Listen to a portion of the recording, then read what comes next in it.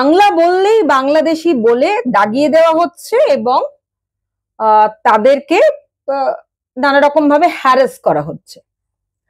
এবার বিষয়টা হচ্ছে এই যে পরিযায়ী শ্রমিক, এই পরিযায়ী শ্রমিকরা মূলত আনস্কিলড লেবার। পরিযায়ী শ্রমিক দু রকমের হয়, স্কিলড এবং আনস্কিলড। এবং তারা শুধু নিজের দেশের মধ্যে বিভিন্ন স্টেটে যায় তা নয়, আবার বিভিন্ন বিদেশেও কাজ করতে যায়। মানে এই পরিযায়ী শ্রমিকরা সারা পৃথিবীতে ছড়িয়ে রয়েছে, আবার ভারতবর্ষের মধ্যে বিভিন্ন স্টেটে ছড়িয়ে রয়েছে, গ্রাম থেকে গ্রামে, শহর থেকে শহরে যায় কাজের সন্ধানে, বেটারমেন্টের সন্ধানে। নিজের রাজ্যে কাজ না থাকলে স্কিলড আনস্কিলড উভয়তই যায়। কিন্তু যেটা হচ্ছে এই যে কতগুলি স্টেটে, যেমন দিল্লি, ওড়িশা, ছত্তিশগড়, মহারাষ্ট্র, হরিয়ানা, এই সমস্ত জায়গা থেকে যে পরিযায়ী শ্রমিকদের বাংলা বললেই বাংলাদেশি বলে লাঞ্ছনার শিকার হতে হচ্ছে, হ্যারাসমেন্টের শিকার হতে হচ্ছে, তারা মূলত আমি যতদূর যা দেখেছি আনস্কিলড লেবার। কর্পোরেট সেক্টরে যারা চাকরি করে, বড় বড় ইনস্টিটিউটে যারা চাকরি করে, যারা বড় বড় সংবাদ মাধ্যমের অফিসে চাকরি করতে যায়, তারা কিন্তু এখানে বিষয় না, এখানে মূলত হচ্ছে আনস্কিলড লেবার। এবার খুঁজতে খুঁজতে, জাস্ট খুঁজতে খুঁজতে আমার কাছে কিছু নথি এসছে, সেগুলো আমি আপনাদের সামনে পড়ে শোনাবো। আজকের যে স্টোরি তা ভীষণ বোরিং হতে চলেছে, কিন্তু পরিযায়ী শ্রমিকদের নিয়ে আপনারা অনেক কিছু জানেন। আমি যদি আপনাদের জানার উপর আরো একটু তথ্য দিই বা একটা নতুন দৃষ্টিকোণ তুলে ধরি, তাহলে আমার চ্যানেলের ভিউজ বাড়বে একদিক থেকে যেমন, আবার আপনাদেরও ভালো লাগবে, আবার নতুন কিছু অ্যাড করতে পারছি বলেও হয়তো আমার নিজের কনফিডেন্স বুস্ট হবে। নমস্কার, আমার নাম নবনীতা ভট্টাচার্য আর আপনারা দেখছেন আমার চ্যানেল বক্রমবাজ। প্রতিবারের মতন আমি আবারও চলে এসেছি নির্দিষ্ট একটি স্টোরি নিয়ে। Ministry of labour and employment empowering India's migrant workforce, কি স্কিমস অ্যান্ড প্রোগ্রেস। এটা পোস্ট করা হয়েছে 16ই ডিসেম্বর 2024 পিআইবি দিল্লি থেকে। কি বলছে সেখানে স্কিমটাতে? বলছে যে India's migrant workers are essential to various sectors in search of better opportunities. Many leave their homes, often facing challenges along the way. The government is actively working to empower these workers by ensuring their rights are protected and providing essential support. Migration is a common phenomenon in India as workers frequently move across states for improved livelihoods and opportunities. Migration in India is a dynamic process, and the 2011 census reported over 41 million interstate migrants. According to the 2020 to 2001 migration report, the overall migration rate is 28.9%, with 26.5% from rural areas. Around 10.8% migrate mainly for employment. To improve their lives, the government is committed to making their journey smoother through various initiatives. The e-Shrom portal is one such initiative aimed at enhancing their quality of life. Okay? এরপর বলছে যে the Ministry of Labor and Employment launched the e-Shrom portal on 26th August 2021 to create a national database of unorganized workers, NDUW, verified with Aadhaar. On 21st October 2024, the e-Shrom one-stop solution, quote unquote, was introduced, integrating various social security and welfare schemes into a single portal. This enables registered workers to access and This enables registered workers to access and track benefits from multiple schemes directly through e-Shrom. এরপরে স্কিমগুলো হচ্ছে welfare schemes for the migrant labours. কি আছে না, এখানে বলছে যে employment schemes are design to improve the lives of workers by providing access to opportunities for skill development, financial assistance, and social security. These initiatives aim to empower workers, offering support that enhances their livelihoods and ensure greater security for their future. Few such schemes include, আমি just স্কিমের নামগুলো বলছি। PM street vendors আত্মনির্ভর নিধি, এটা একটা scheme আছে। আর একটা হচ্ছে প্রধানমন্ত্রী শ্রম যোগী মান ধন যোজনা আছে 2 নম্বর। 3 নম্বর হচ্ছে আয়ুষ্মান ভারত প্রধানমন্ত্রী জন আরোগ্য। তারপরে হচ্ছে প্রধানমন্ত্রী গরিব কল্যাণ যোজনা আর একটা আছে। এরপরে আছে যে এবার বলছে যে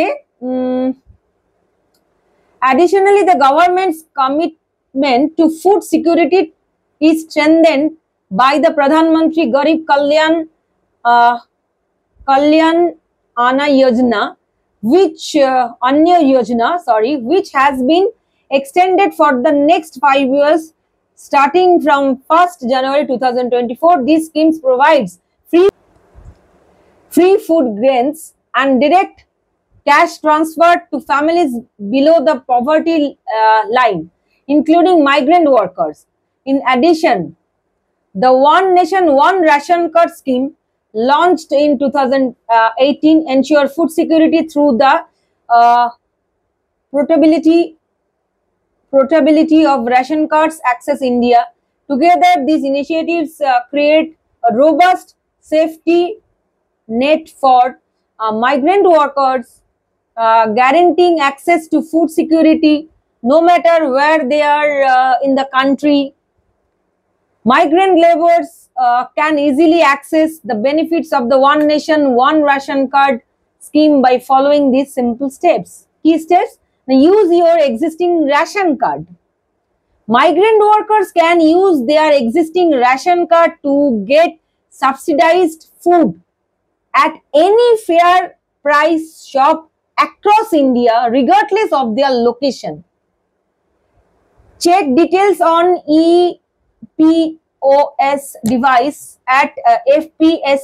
Ration card details and entitlements are available through electronic point of sale system devices, ensuring a smooth and transparent process. There's a download the Mera Ration app. Migrant workers can download the Mera Ration app available in 13 languages to get real-time updates about their ration card, nearby fair price shop locations and entitlements.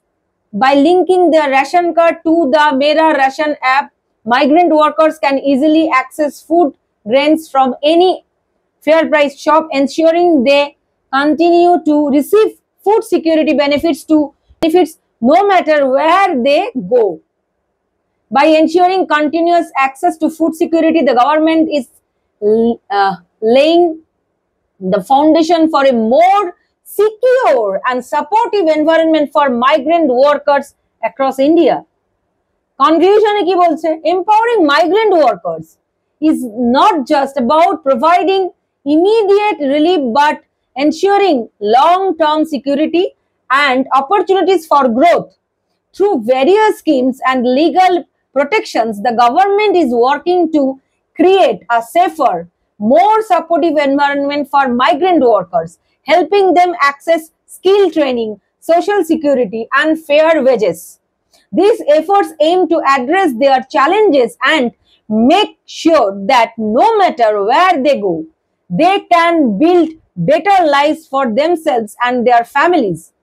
While there is still work to be done, the journey towards a more secure and empowered future for migrant workers is well underway. এবার বিষয়টা হচ্ছে তাহলে কি হচ্ছে এই 2024-এর আমি যেটা পড়ছি যে এই যাবতীয় স্কিম মাইগ্রেন্ট ওয়ার্কার্সদের জন্য সিকিউরিটি, ফুড, তাদের স্কিল্ড লেবার তৈরি করা। সুতরাং এইটা যে যেখানে গভর্নমেন্ট, যেখানে ministry of labour and empowerment থেকে যেখানে বলা হচ্ছে, সেখানে তাহলে কি হচ্ছে যে বাংলা বললেই বাংলাদেশি বলে তাদেরকে হ্যারাস করা হচ্ছে, তাদেরকে নানা রকম ভাবে তাদেরকে বিরক্ত করা হচ্ছে। এটার কারণ কি? এবং টিপিক্যাল কতগুলি রাজ্য থেকে এটা উঠে আসছে, স্টেট থেকে। এবার যেটা আর একটা বিষয় হচ্ছে সেটা হচ্ছে যে এই যে মাইগ্রেট করে শ্রমিকরা বেটারমেন্টের জন্য, রাজ্যে কাজ না থাকলে বা যে ধরনের কাজ তারা আনস্কিল্ড লেবাররা যে ধরনের কাজ করতে জানে সে ধরনের কাজ যে রাজ্যে হয় সেখানে চলে যায়। এটাতে কোথাও ভুল নেই যে রাজ্যে চাকরি নেই, এটাতে কোথাও ভুল নেই যে মানুষ বেটারমেন্টের জন্য অন্যত্র যায়, স্কিলড লেবাররা যায়, আনস্কিল্ড লেবাররা যায়, এটাতে কোথাও সমস্যা নেই। তাহলে সমস্যা কোথায় হচ্ছে? সমস্যা কোথায় হচ্ছে জানা নেই। মেবি আমাদের 2026-এ পশ্চিমবঙ্গে বিধানসভা নির্বাচন হতে পারে, সেটা সেন্ট্রাল গভর্নমেন্ট সেখানে একটা ইস্যু তৈরি করার চেষ্টা করছে। আমি বলতে পারবো না, আদার ব্যাপারই আমি, জাহাজের খোঁজ আমার নেই। কিন্তু যেহেতু এটা নিয়ে কথা হচ্ছে, আমার তরফ থেকে আমিও কিছু বিষয় আপনাদের সামনে তুলে ধরার চেষ্টা করছি যে কেন হচ্ছে, যেখানে সরকার এইরকম ভাবে মাইগ্রেন্ট ওয়ার্কার্সদের জন্য নানা রকম প্রজেক্ট নিয়ে আসছে, তাদের ফুড সেফটি থেকে শুরু করে, তাদের স্কিল তৈরি করা থেকে শুরু করে, তাদের যাতে কোথাও ভারতবর্ষের কোথাও কোনো রকম ভাবে অসুবিধা না হয় বলছে। তাহলে কি হচ্ছে? তাহলে সমস্যাটা কোথায় হচ্ছে সেটা আপনারা বলতে পারবেন, বা আমার মনে হয় আপনারা সেটা নিয়ে ভাবুন। আর একটা জিনিস যেটা আমি পিআইবির যে একটা রিপোর্ট, সেটা ministry of labour in the country, সেখানে আমি আপনাদের সামনে বেশি বোর করব না, আমি বুঝতে পারছি অনেকটা বোর। আসলে ভাবনা চিন্তার রসদগুলো একে অপরের মধ্যে ট্রান্সফার করে দিলে যেটা হয় সেটা হচ্ছে আমাদের নিজেদের ভাবনা চিন্তাগুলো পরিষ্কার হয়, আর কিছুই নয়। এখানে একটা রেশিও বলছে, এই যে অনেকেই তো এটা বলছেন যে রাজ্যে চাকরি নেই তো কোথায় যাবে। একদমই ঠিক, রাজ্যে চাকরি নেই তো মানুষ কোথায় যাবে। তাহলে আমি একটা রকম লিস্ট তৈরি করছি, যে মানে আমি তৈরি করছি না, একটা লিস্ট পিআইবি বার করেছে যেখানে বিভিন্ন রাজ্য থেকে, মানে কোন কোন রাজ্য থেকে কত শ্রমিক মাইগ্রেট করে, কত মানুষ মাইগ্রেট করে কাজের জন্য। সেই লিস্টটাও বড় এবং আপনাদের বোরিং লাগবে, কিন্তু আমার আমার আমার আমার আমার আসলে কনসেপ্টটা হচ্ছে যে আমি যদি নতুন কিছু আপনাদের সামনে তুলে ধরতে পারি, যেখান থেকে এই কোনো ঘটনা ঘটে যাওয়ার পেছনেও কেন ঘটছে, সেখানে যদি আমি আমার ক্ষুদ্র ক্ষমতা দিয়ে যদি আলোকপাত করতে পারি। এবার এখানে আমি যেটা পড়বো সেটা হচ্ছে যে নাম্বার অফ পার্সনস, বলছে যে state wise number of persons who moved for work and employment as per census 2011 migrant workers. ঠিক আছে, এবার আমি চলে যাই এখানে।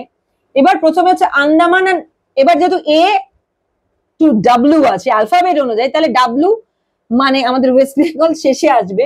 প্রথমে আমরা চলে যাই আন্দামান অ্যান্ড নিকোবর আইল্যান্ড থেকে প্রায় 52,000 মাইগ্রেন্ট ওয়ার্কার্স আছে, মানে তারা মাইগ্রেট করেছে কাজের জন্য।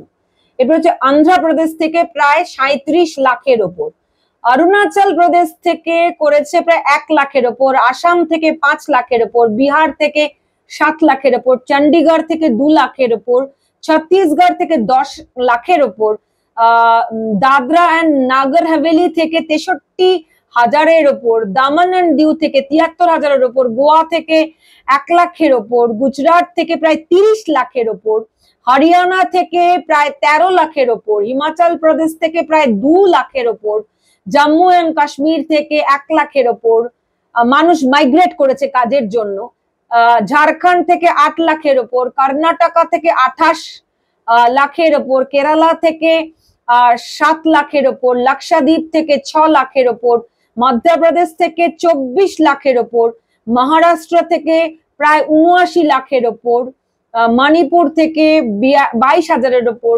মেঘালয় থেকে 52,000-এর ওপর, মিজোরাম থেকে 62,000-এর ওপর, নাগাল্যান্ড থেকে 1 লাখের ওপর, ওড়িশা থেকে 8 লাখের ওপর, পুদুচেরি থেকে 70,000-এর ওপর, পাঞ্জাব থেকে 12 লাখের ওপর, রাজস্থান থেকে 17 লাখের ওপর, সিকিম থেকে 46,000-এর ওপর, তামিলনাড়ু থেকে 34 লাখের ওপর, ত্রিপুরা থেকে 92,000-এর ওপর, উত্তরপ্রদেশ থেকে 31 লাখের ওপর, উত্তরাখণ্ড থেকে 6 লাখের ওপর, ওয়েস্ট বেঙ্গল থেকে 16 লাখের ওপর, যেখানে যা রেশিওটা বলছে প্রায় সব মেলালে মাইগ্রেন্ট যে ওয়ার্কার্স আছে, স্কিলড আনস্কিলড সমস্ত মিলিয়ে 4 কোটির ওপর। আমি যে পরিসংখ্যানটা আপনাদের সামনে তুলে ধরলাম সেটা অ্যাকচুয়ালি হচ্ছে 2011-র সেন্সাস অনুযায়ী। এটা পিআইবি বার করেছিল 2023 সালের 2023-এর জুলাই মাসে। এটা আমি জাস্ট দিলাম এই কারণে যে বিভিন্ন রাজ্য থেকে পরিযায়ী শ্রমিকেরা যে এখন এই সংখ্যাটাও বেড়েছে অনেক, প্রায় 30 কোটির ওপরে টোটাল পরিযায়ী শ্রমিকের সংখ্যা বলছে, এবং আমাদের পশ্চিমবঙ্গ থেকেই প্রায় 2 কোটির ওপরে পরিসংখ্যান বলছে। যাই হোক, আমি জাস্ট এটা একটা এক্সাম্পল হিসেবে তুলে ধরলাম যে শুধু পশ্চিমবঙ্গ থেকেই নয়, বিভিন্ন রাজ্য থেকে বিভিন্ন রাজ্যে কিন্তু পরিযায়ী শ্রমিক, স্কিলড আনস্কিলড শ্রমিকেরা মানে শ্রমিকের আদান প্রদান হয়।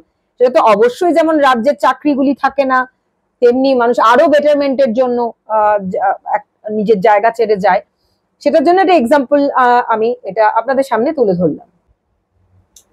সুতরাং মাইগ্রেট করে লোকজন দেশে কাজ না থাকলে, স্কিল যে ধরনের কাজ সে করতে যায় সেটা না থাকলে, এটা আমরা জানি, কিন্তু যেটা জানি না সেটা হচ্ছে যে কেন এই ধরনের মানে শুধু বাংলা বললে, বাংলাদেশি বলে দাগিয়ে দেওয়া হচ্ছে যে স্টেটগুলি থেকে, সেটা কেন হচ্ছে? দিল্লি, ওড়িশা, ছত্তিশগড়, সেখানে আবার পুলিশ ক্লিয়ারেন্স সার্টিফিকেটও নিয়ে আসতে বলছে।